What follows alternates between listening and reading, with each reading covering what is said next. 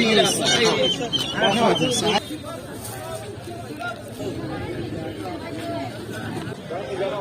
مایه فروشی آغازیه بازار همیشه مایه های تازه میاره. بچه ها سلام.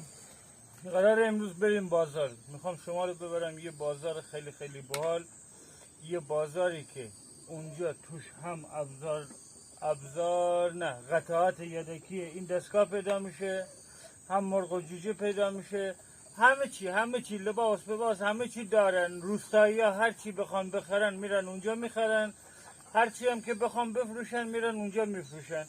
این وسیله ما هم که باش علفا رو از بین میبردیم و یه خورده به من کمک میکرد تو این کارها. این بچه زحمت کشیده رفته خاکار کنده، پرت رفته روی این و خرابش کرده. حالا من میخوام اینم تعمیر کنم و به شما پیشنهاد میکنم که همراه ما باشید، چون امروز قرار ما از همین دم در خونه شروع کنیم، این مسیر رو بریم تا بازار هفتگی. بازار هفتگی خیلی باحال، خیلی جذاب، دیدنی. بیایید همراه من، پشیمون نمیشید. فعلا یه وله ببینیم، دنبال من بیایید. منم اینو بازش کنم، جودی هم اگه اجازه بده من کارمو بکنم. آخه بچه تا همه چیز خراب میکنی، شیطون. بله سلامی دوباره. الان که اومدیم وسط بازار شروع به کار کردیم. رفتم قطعه ای رو که میخواستم و گرفتم و ما از وسط بازار میریم دیگه. حالا خیلی دوربین رو به سمت فروشنده ها نمیگیرم، چون هر حال خیلی خوششون نمیاد و ما هم سعی میکنیم یه کاری بکنیم که هم شما از این بازار لذت ببرید، همین که مشکلی هم پیش نیاد. برید. هاپوی خوشحال وسط بازار، سبزیجات اینور، سبزی و دنبایی و همه چی اینجا هست. هر چیزی که کسی نیاز داشته باشه اینجا میتونه پیدا کنه. اینجا هم فروشگاهی هستش که بنده میام برای خرید لوازم شکار و ماهیگیری و از این چیز. برای تاها باید یه دمپایی کفش یه چیزی بگیریم.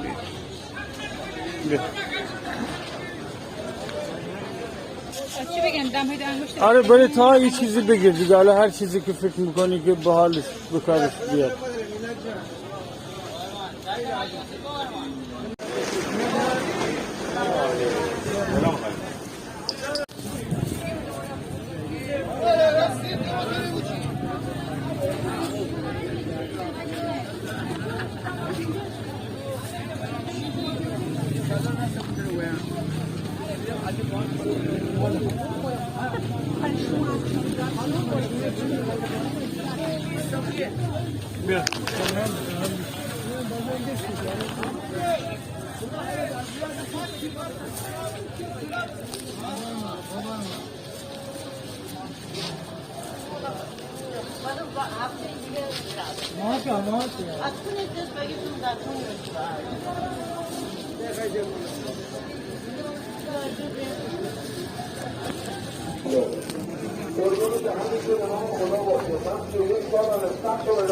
گوسفندامون هم میرفتیم برشتیم یاسین جان آماده یم و کمک کنی بگو بله. بارکالله. یه جایزه قشنگ بهت میدم امروز، از دست همون نگه داری، فقط به یه شرطی که به همون کمک کنیم. یه دقیقه بلند شو صدفا یاسین. او قربون تو.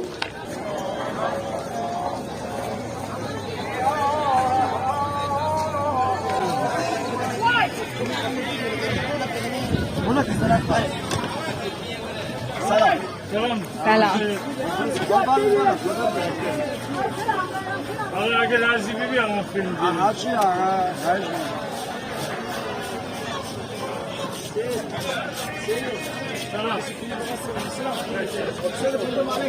بچش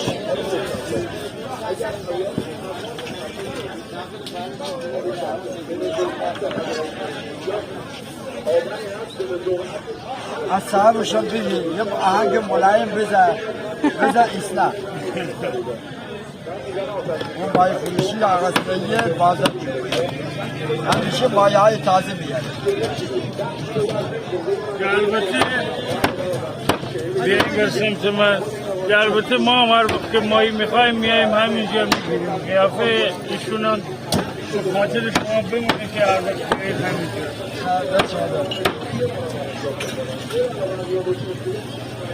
آقا ما رو بزن. قربان شما خیلی ممنون تشکر.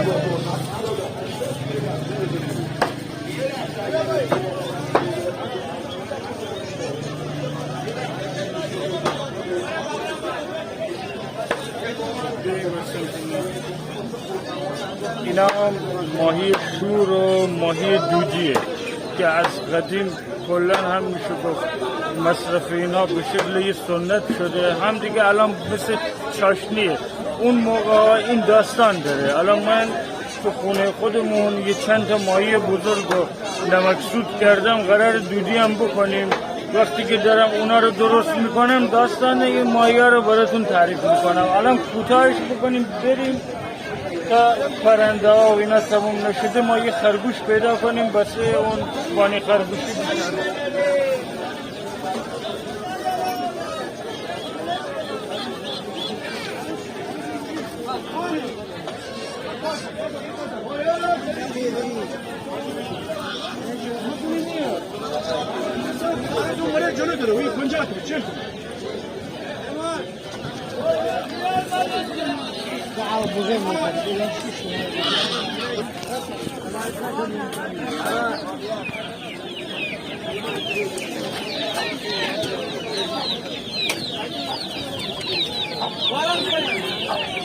نه خوشگله.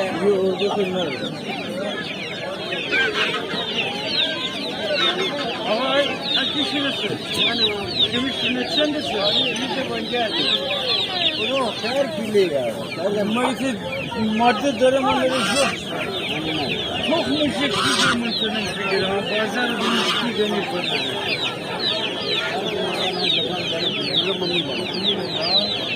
على فصل صحن غازة شنمية هذا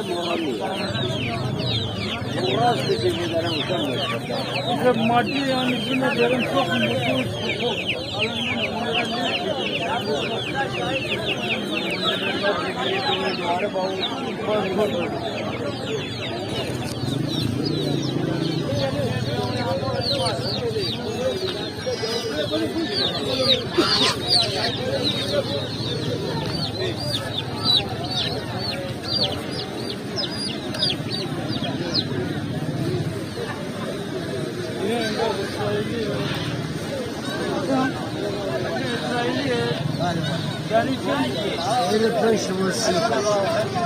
çok müşrikisi erenler mesela peygamber.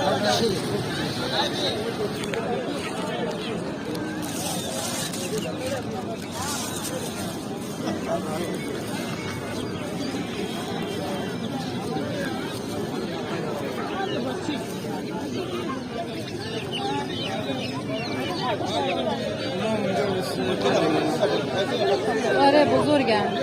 اسرائیلیه؟ دورگن.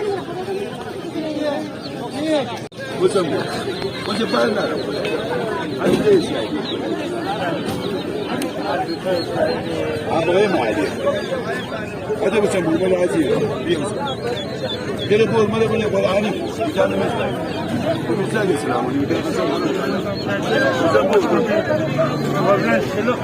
جوانا ما عادي شو خداي ده ترى شو بسموه فيرس قال هذا انا مثلا يبغى بقى ابو بشير تلفان اتشمون اللي بيبغوا ama dinliyor. Böyle dinliyor. بگیریم؟ میگیر.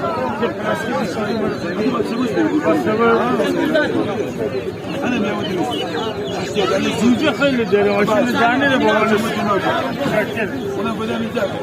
مرسی ممنون.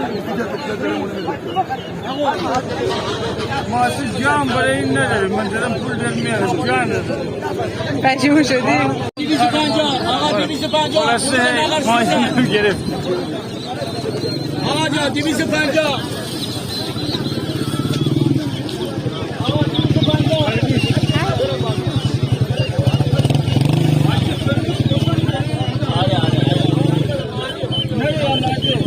نرخ این دقیقه چون چه قیچ شما ما این فیلم نرسیم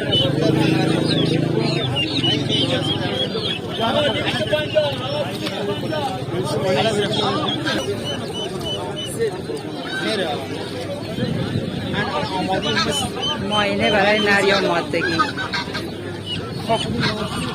میخوریش آقا همچی خواهی کنیم باید نگاه بکنم اگر رو پیدا نکنیم ببینیم چی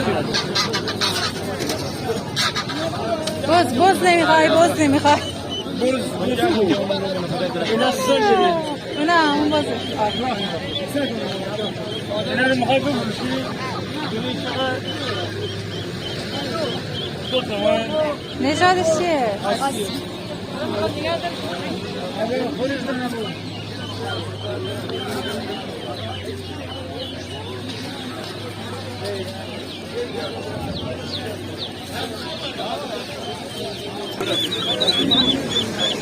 آقا خودتون رو باشید تخم اردک اسرائیلی یا قرض از این چیزن نرید شما من اردک اسرائیلی دارم از اردک اسرائیلی من ماده دارم نره دنبال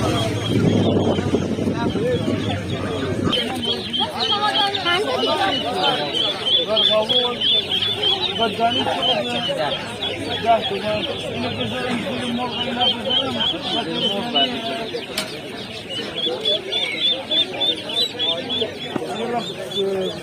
قدیمی اینا نه 14 داره خیال داره مثل یه خانه باشه من این موقع نمیدونم خب شما جسارتون این سیکتر رو به ما 50 تومن میدید که ما یادگاری داشتیم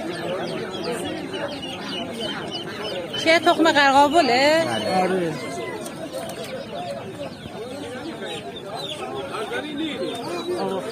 فقط مهلتش 24 روز الان امروز ببرم میذارم زیر مرغ نه اردک ممکنه بیشتر اگه مرغ داری بذار از این اردک نمایی دارم سبو آره سبو میگم مثلا اگه زیر مرغ میخواستی بذاری بهت میگفتم مثلا 4 روز یعنی که بعد این تخم مرغ هم همراش که بتون راحت خبر دوسته بار تخم مرغا رو جوجه کرده در آورده ولی جوجه ها رو همراه خودش نمیبره بگردونه جوجه ها رو باز من بزرگ میکنم توی قفس بذار که دیگه جدا نکنه جوجه از خودش کلا اینا با مرغ عادت بکنه همون جوجه های خودش هم با همون مرغ منظور شما رو متوجه شدم میخواد با مرغا یه جا باشه متوجه شدم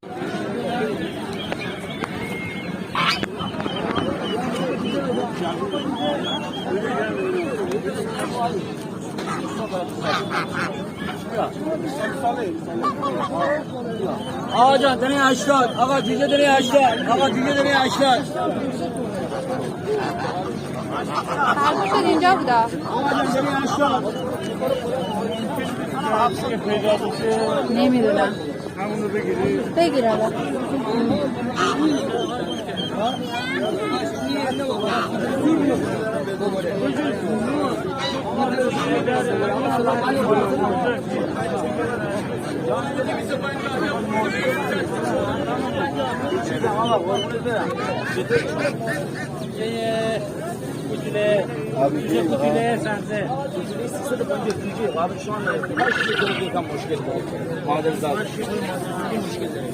ولی چیز خوبیه خب خرگوشو بگیریم بریم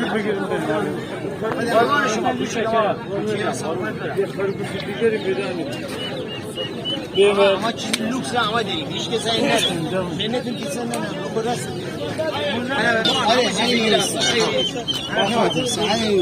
درشو یه چیزی لاقل بذار تخما رو بده من تخما رو بده اسم بده عشان بدنی مال بسی جوجه ها رو خفت انا فکر لغو میشه بنی تخما بیرون غیر من نمیدونم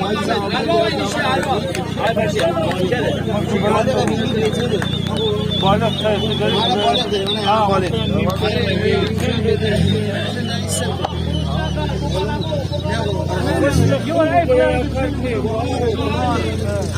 زمستان انکار بودید دو ماه بار که بعدشون آقای اما گرمی هم شده اگه حالا کسی خونک بداره منه بیرون آیه بگید خونک بگید خب آره خونک در حد کولر یا نه سایه سایه باغ میوه دارم اون میوه نزیر خوب ببین خدایی اگه خرگوش بردش بدی اون چیزی بهتر از اون جدی باقی گفتن حالا که گفتیم ما زمین دارم بارا زنم چیز دارم اردوی خیلی زیاده خودم خور بزن بحث راجع به این تخماست.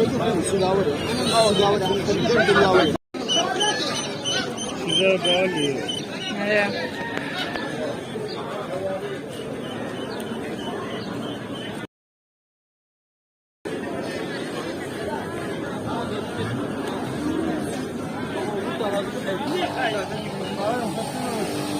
تخمه مرغ فقط تخمه اردک اسرائیلی این چیزا نداره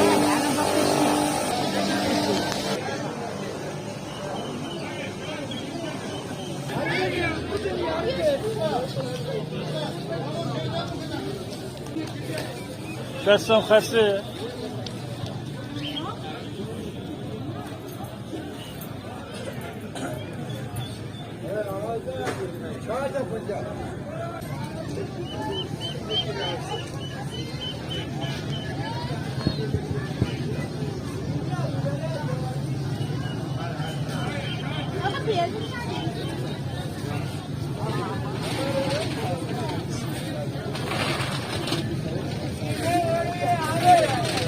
علی گیرم نفروش علی. میخوای بریم کلا؟ آره من دستم واقعا داره خسته میشه با این حیوانات هرچی کمتر بگردن تو بازار براتون بهتره. آره هفته دیگه باز شما رو میاریم. یک لحظه بارون شروع میشه اینجا. بچه ها خیس شده بریم بابا بریم اینا رو ببریم جای جدید. بچه ها خیس شدین فکر میکنم خرگوش مادرشونه. بریم اینا رو بدیم به اون اردکه ببینیم که اردکه چه انگورهای خوشگلی داریم. بفرمایید انگور.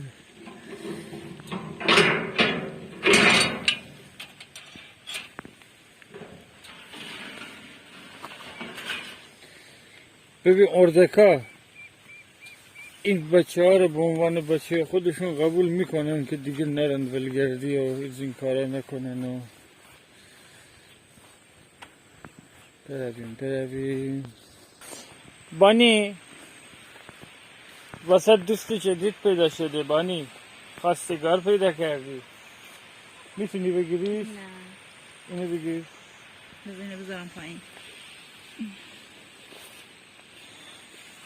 خرگوش باهوش خوشگل بابا. بیا اینم دوست جدید. با هم دوست بشین.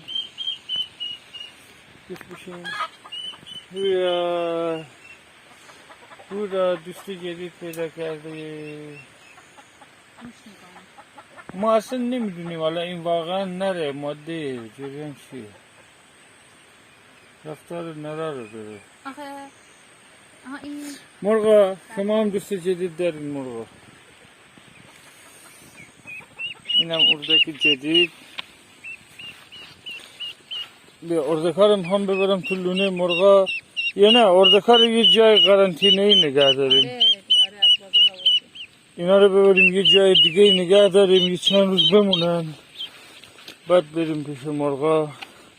اینا رو میدم توی جای همین جوجه ها دیگه مینا. جوجه ها باید برن. جوجه ها الان رضایت نمیدن. کیا رو؟ اینا رو اردکا رو فرار میکنن. خب ما حالا به هر حال یه جای برای اینا درست میکنم دیگه. خلاصه این بود ماجرای بازار رفتن ما. رفتیم بازار رو من مثل بچه کوچیکا چند تا اردک و پرنده و اینا خریدم. تخم قرقابل خریدم. تو راهم که بارون اومد مثل همیشه شمال و این بارون خوشگلش. منم واقعا راضیم از این وضعیت بارونی. چقدر عالی. خب بچه امروز هم ظاهرا ما نهاری که درست نکردیم و بریم یه نهار جنگی بزنیم، شاید هم یه نون پنیر هندونه چیزی درست کنیم بخوریم و بعد از ظهر بیام برای اردکا جا درست کنم. این قسمت اینجا تقریبا به پایان میرسه، فقط دیگه کاری نمیمونه بریم برای قسمت بعدی. قسمت بعدی خیلی جذابتر و جالبتر و باحالتره. میدونی چرا؟ برای این که من با اون وسیله‌ای که برای دستگاه علف زن خریدم کارم سریعتر تموم میشه. علف‌های باقی مونده توی حیات توی باغ و با اون دستگاه میزنم، کلک کار میکنم، میرم سر وقت چی؟ ساختن آشپزخونه. اونجا یه تنور و یه فر و یه اجاق هیزومی و کلا یه آشپزخونه مجهز میخوام بسازم، توی باغ بسازم. آشپزخونه رو به شکل سنتی با ابزارالات اولیه، با آجر و با سنگ و چوب و اینا درست میکنم، ولی مثل یه آشپزخونه امروزی همه چی داشته باشه، اجاق و تنور و دیگه ظرفشویی و همه چی داره. خیلی چیز جالب و خفنی میشه. پیشنهاد میکنم ویدیو بعدی رو حتما ببینید. از اینجا به بعد ویدیوهای ما میره به سمت جالبتر شدن، میره به سمت باحالتر شدن. الان حتی ممکنه یک ویدیو قبل از آشپزخونه ما بریم اطراف خونه رو نشون بدیم. اطراف خونه ما چه خبره؟ شما همش تا به حال توی باغو دیدین، طبیعت همینجا رو دیدین، اما بیرون این حصارها، بیرون این مزرعه خیلی جالبه، خیلی قشنگه. تالاب داره، رودخونه های بسیاری داره، شالیزار داره، شالیزار خیلی قشنگ و جذابی داره. میرم از اون شالیزار و از رودخونه و از تالاب و گلای لاله تالابی خیلی قشنگه، نیلوفر آبی خیلی قشنگه و نظر شما رو جلب میکنم به دیدن ویدیو بعدی. حتما بیایید برای ویدیو بعدی و ما رو فراموش نکنید. جون دلم، خدا نگهدارتون.